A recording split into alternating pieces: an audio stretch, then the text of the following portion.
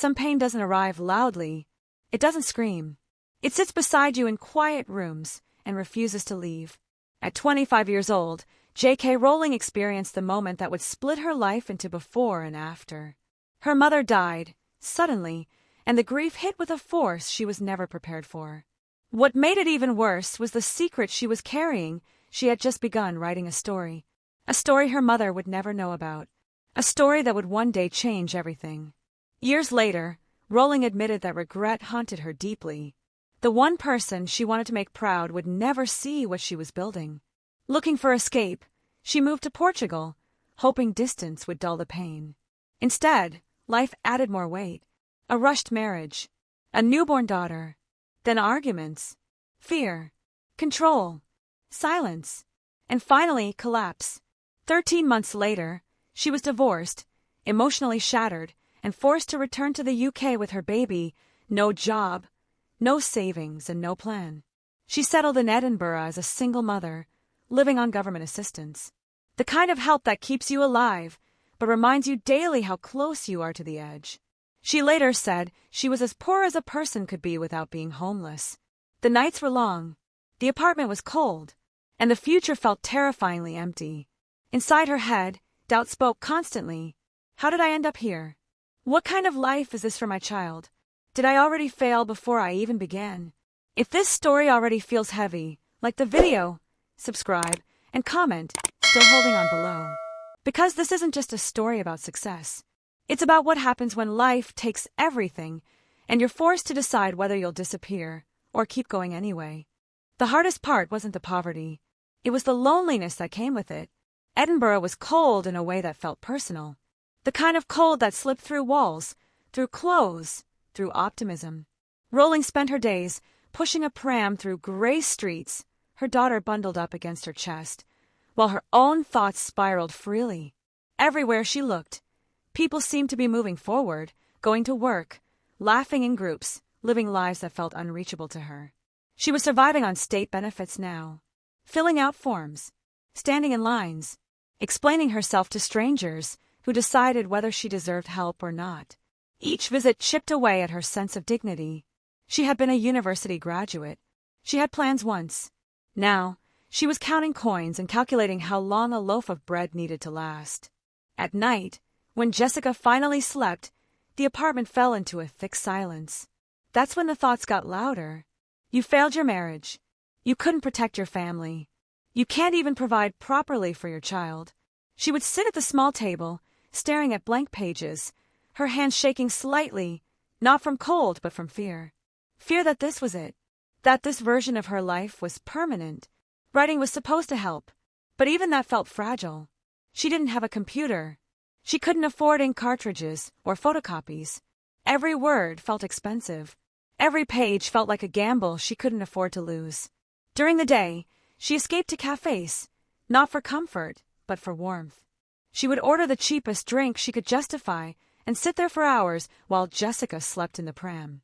The sound of cups clinking, conversations murmuring, the hiss of the espresso machine, it all blended into a background noise that kept her grounded. That's where the story began to grow. But even then, doubt followed closely. She watched professionals tap confidently on laptops while she scribbled by hand, wondering who she thought she was. An unemployed single mother writing a fantasy novel? It sounded ridiculous even to her. Sometimes she overheard people talk about careers, promotions, plans. She stayed silent, ashamed, invisible. Still, every time she considered giving up, a quiet thought pushed back. If I stop writing, what do I have left? She didn't know it yet, but in those cold cafes, between exhaustion and despair, she wasn't just writing a story. She was holding herself together, one sentence at a time. Depression doesn't arrive loudly. It settles in quietly, like dust, until one day you realize it's everywhere. For Rowling, mornings became the hardest. Waking up meant remembering everything all over again. The failed marriage, the unanswered job applications, the weight of responsibility pressing down on her chest before her feet even touched the floor. She would lie still for a few seconds, listening to the city outside her window, trying to gather the strength to start another day she hadn't chosen. There were moments when the fear turned physical. Her heart would race for no clear reason. Her hands would tremble while holding a pen. She worried constantly about money, about her daughter, about whether she was already too far behind to recover. The idea that she might never escape this life felt unbearable. People around her didn't mean to be cruel, but their words often landed like small cuts. Have you thought about something more practical? Writing is nice, but you need stability. Each comment reinforced the same message: be realistic. What they didn't understand was that writing wasn't a hobby for her anymore. It was the only thing keeping her from sinking completely. Some nights, the darkness inside her grew, so heavy it scared her. She later admitted that during this period, she came dangerously close to ending her life. Not because she didn't love her daughter, but because she felt convinced she was failing her. That she was broken. That everyone would be better off without the burden she believed she had become. Yet, in the middle of that darkness, the story kept calling her back. She wrote through tears. She wrote through exhaustion. She wrote while questioning her own sanity. The characters became familiar voices, offering escape when the real world felt too sharp. Hogwarts wasn't just a school. It was a place where belonging was possible, where someone overlooked could still be special. There were days when she wanted to throw the pages away. Days when she felt embarrassed for even trying. But then Jessica would laugh, or fall asleep peacefully beside her, and something inside Rowling would steady itself. I have to keep going, she told herself. Even if no one ever reads this. She wasn't chasing success anymore. She was chasing survival. And sometimes, survival looks like quietly choosing not to give up, again and again, when no one is watching. As the months passed, rejection became familiar, almost routine. Rowling finally reached a point where she believed the manuscript was ready. Not perfect, but real. Complete. She wrapped the pages carefully, knowing she couldn't afford to replace them if something went wrong. Each envelope she mailed felt like a small piece of hope leaving her hands. Then she waited. Weeks turned into months. The silence was brutal. Every time the mail arrived, her heart jumped, then sank. Most days, there was nothing. On the rare days something did come, it was never what she wanted. Thin white envelopes. Polite language. Carefully worded refusals. Not right for our list. Lacks market potential. Promising, but will pass. She read each rejection slowly, trying not to take it personally, and failing every time. 12 publishers. 12 times she was told no. 12 reminders that the world didn't need her story. After a while, the doubt became cruel. Maybe they're right. Maybe the story is childish. Maybe I've wasted years on a fantasy that will never matter. Money was tighter than ever. Heating stayed off most nights. She layered sweaters and pretended it didn't bother her. Some days, she skipped meals so Jessica wouldn't have to. The guilt of that decision never left her. Friends tried to be supportive, but distance grew. They had their own lives, their own problems. She didn't blame them. Still, loneliness settled in deeper. She stopped explaining her dreams because it hurt too much to defend something so fragile. Late at night, she reread her own manuscript, searching for proof that the publishers were wrong. Sometimes she found it. Other times, she only saw flaws. But even in those moments, she kept revising, kept rewriting, kept mailing out copies she could barely afford to send. Because quitting didn't feel like relief. It felt like erasing herself completely. So she stayed, cold, tired, uncertain, still writing. Depression doesn't always look dramatic. Sometimes it's quiet, heavy. It settles into your bones and makes even simple decisions feel exhausting. For Rowling, it arrived slowly, disguised as fatigue, then stayed long enough to convince her it was permanent. There were mornings when getting out of bed felt pointless. The future looked like a narrow hallway with no doors. She loved her daughter deeply, but even that love came with fear. Fear of failing her, fear of repeating a cycle of struggle she couldn't escape. She smiled for Jessica, read to her, sang softly, then waited until the room was quiet to let the weight return. The thoughts were intrusive and frightening. What if I'm already broken? What if this is as good as life gets? She later admitted that there were moments when she considered ending her life. Not because she wanted to die, but because she wanted the pain to stop. That realization terrified her. Writing became the only place where she felt steady. When she wrote, the noise in her head softened. The characters gave her distance from herself. In Harry's loneliness, she recognized her own. In his resilience, she borrowed strength she didn't feel she had. She wrote in cafes not because it was romantic, but because it was warm. The hiss of the espresso machine, the clink of cups, the low murmur of conversation, it helped her feel less alone. Jessica slept in her pram beside the table while Rowling filled page after page, sometimes stopping just to check if her daughter was breathing, grounding herself in that small, human moment. Still, shame followed her everywhere. She avoided old classmates. She dreaded questions like, "So what are you doing now?" There was no easy answer. Saying, "I'm a writer," felt dishonest when no one wanted to publish her work. Saying, "I'm unemployed," felt like a confession. At night, when the city went quiet, the fear returned stronger. She worried about the future, about money, about whether she was selfish for chasing a dream instead of a safer path. But every time she considered giving up on the story, something inside resisted. Not hope, not confidence, just refusal.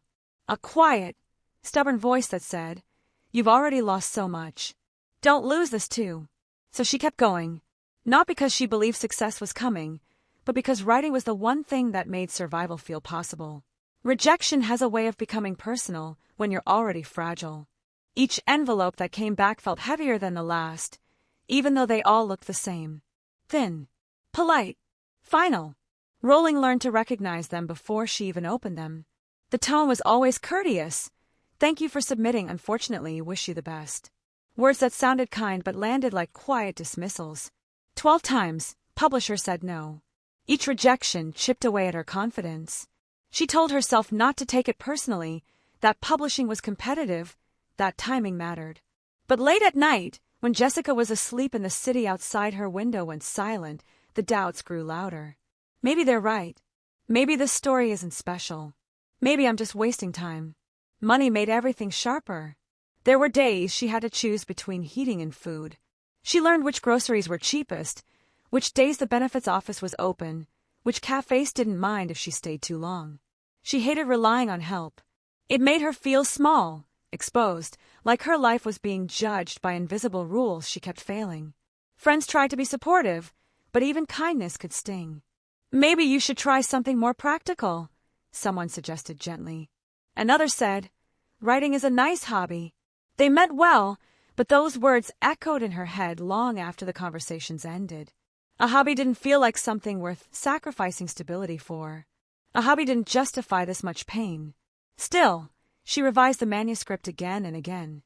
She tightened sentences, rewrote scenes, questioned every choice.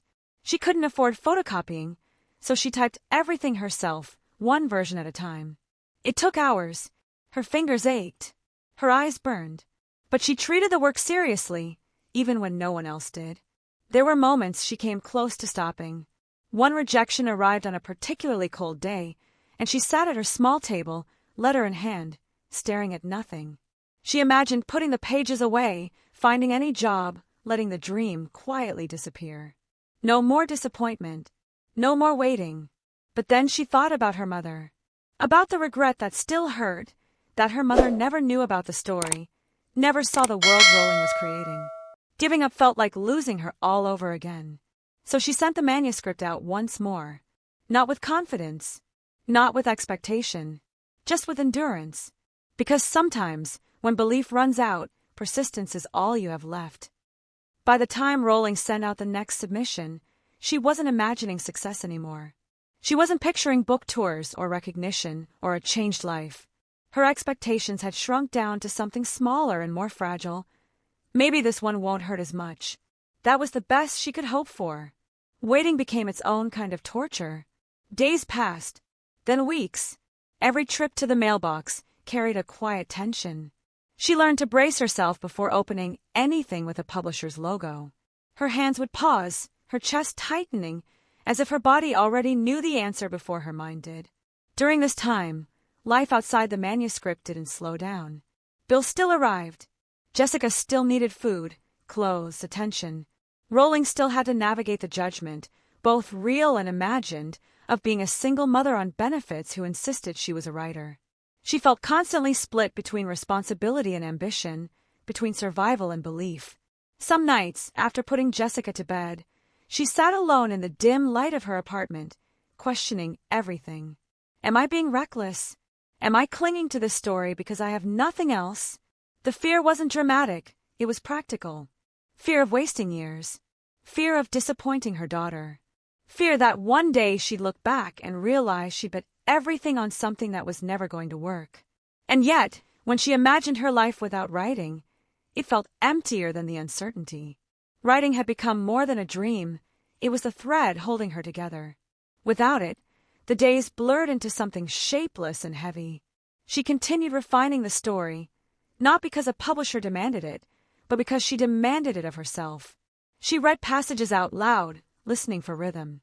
She questioned whether the opening was strong enough, whether the characters felt alive. In those moments, she wasn't poor or rejected or afraid. She was just a writer doing the work. There was also a quiet shift happening inside her. The rejection still hurt, but they no longer surprised her. She began to separate her worth from the outcome. Slowly, painfully, she learned that rejection was information, not a verdict on her value as a person. One afternoon, she mailed the manuscript to a small London publisher called Bloomsbury. It didn't feel special. It felt like routine. She had learned not to attach hope to envelopes, but something subtle changed after that. Not optimism, not confidence. Calm. A strange, unfamiliar calm that came from knowing she had done everything she could. Whatever happened next was out of her control. And for the first time in a long while, that didn't completely terrify her. The calm didn't last forever, but it left something behind. A thin layer of clarity that made the fear easier to look at directly. Rowling began to understand that waiting for permission, waiting for someone else to validate her, was slowly draining her. The uncertainty was exhausting, but the constant self-doubt was worse. She started preparing herself for the possibility that nothing would change. Not a surrender, but a survival. If this story never sold, she needed to be okay enough to keep living. That thought was frightening, but also strangely grounding. It forced her to ask a hard question. If writing never brings success, would I still choose it? The answer came quietly. Yes. Not because it was easy or hopeful, but because writing had already saved her in ways success couldn't. It had carried her through grief, depression, and isolation. It had given her a sense of identity when everything else had fallen apart. That realization shifted something inside her from desperation to resolve. She made a mental promise to herself. She would keep writing, regardless of outcomes. Not recklessly, not at the expense of her daughter, but with discipline and honesty. She would stop measuring her worth by acceptance letters and start measuring it by effort. The fear didn't disappear. She still worried about money. She still lay awake at night doing mental math, calculating weeks of benefits, wondering what she'd do if they ran out. The risk was real. There was no safety net beyond what she'd already stretched thin. But clarity gave her a strategy: endure. Write when she could, edit carefully, send work out without attaching her identity to the response. Focus on the process, not the outcome. When the phone rang one afternoon and a message was left asking her to call back regarding her manuscript, her first reaction wasn't excitement, it was dread. She assumed it was another polite rejection, this time delivered by voice. Her hand hovered over the receiver for a long moment before she picked it up. As the conversation unfolded, her mind struggled to keep up. The words didn't immediately register. Interest. Potential. A chance. She ended the call and sat very still, staring at the wall, afraid to let herself feel anything. Hope felt dangerous. She had learned that lesson too well. Nothing was guaranteed yet. Contracts could fall through. Promises could dissolve. She knew better than to celebrate early. But something had shifted. For the first time, the future didn't feel completely sealed shut. The days after that phone call moved differently. Not faster, just heavier. Every small action seemed loaded with meaning. Rowling kept writing, but now there was a pressure she hadn't felt before. This time, it wasn't just about survival. Someone was watching. Someone was considering her work seriously. And that terrified her more than rejection ever had. She revised obsessively, sent pages, waited. The waiting was its own kind of torture. Every time the phone rang, her chest tightened. Every envelope through the door made her pause. She tried to stay grounded, make meals, take Jessica to the park, sit in cafes like she always had, but her thoughts were constantly spinning ahead, imagining futures she didn't trust herself to believe in. There were setbacks, requests for changes that felt endless, suggestions that made her question whether the heart of the story would survive the process. She argued internally, late at night, whispering to herself, "Don't ruin this. Don't lose your voice now." At times, she felt small again, like the struggling woman on benefits, trying not to take up too much space. Money was still tight. Nothing had actually changed yet. She still counted coins, still borrowed time from cafe owners, still worried about heating bills and groceries. The pressure didn't lift just because opportunity appeared. If anything, it sharpened. Failure now would hurt more because she had let herself imagine something better. But there were small wins, encouraging feedback, careful edits that made the story stronger instead of weaker. A growing sense that the world she had created, quietly, painfully, was holding together. Each revision felt like proof that she belonged in this process, even if she didn't belong anywhere else yet. When the offer finally came, it wasn't dramatic. No fireworks, no sudden relief, just a modest advance and cautious expectations. But it was real.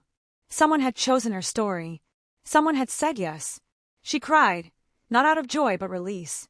Years of tension loosening all at once. She held her daughter and felt something unfamiliar settle in her chest. Permission to hope. The work didn't stop there. She kept writing, kept revising, kept doubting herself. But momentum had begun. Slowly, quietly, her life started inching forward. Not because everything was fixed, but because she hadn't given up when nothing made sense. For the first time in a long while, effort was meeting opportunity. And that was enough to keep going. The success didn't arrive like a sudden rescue. It unfolded slowly, almost cautiously, as if testing whether it was truly allowed to stay. The book was published with modest expectations. The advance barely changed her financial situation. There were no headlines, no guarantees, no instant transformation. Rowling was still a single mother, still anxious, still unsure if this fragile progress could survive the real world. Then something unexpected happened. Children began to love the story. Not politely, not casually. They devoured it. Letters started coming in. Teachers talked about students who didn't like reading suddenly staying up late with a book under the covers. Parents mentioned kids asking to go back to bookstores. One child's excitement turned into another's, then another's, until the momentum became impossible to ignore. With each new printing, the ground under her feet felt a little more solid. Royalties replaced benefits. Stress slowly loosened its grip. For the first time in years, Rowling could buy groceries without calculating every item. She could heat her apartment without guilt. She could plan a future without immediately bracing for disappointment. But the most powerful change wasn't financial. It was internal. She realized that the woman, who had once felt invisible, who wrote in cafes to stay warm, who battled depression in silence, who questioned her right to exist, had carried herself through the worst years without knowing how strong she already was. Success didn't create that strength. It revealed it.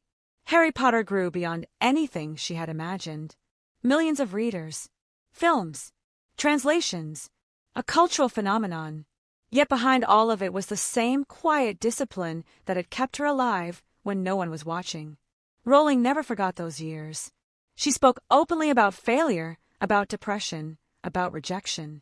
Because she understood something deeply true. Success doesn't erase pain. It gives it meaning. Her story leaves us with a simple but uncomfortable lesson. Your lowest moment does not disqualify you from a meaningful future. Being rejected does not mean you're wrong. Being slow does not mean you're failing. Sometimes, survival is progress. If you're struggling right now, financially, emotionally, creatively, remember this: the chapter you're in is not the whole book. Keep going. Keep showing up. Keep choosing effort over surrender. And if this story moved you, support the channel by liking the video, subscribing for more real-life journeys, and sharing your thoughts in the comments. Your story matters too. This has been a real-life story of struggle, resilience, and hope. Brought to you by Struggle Project Stories.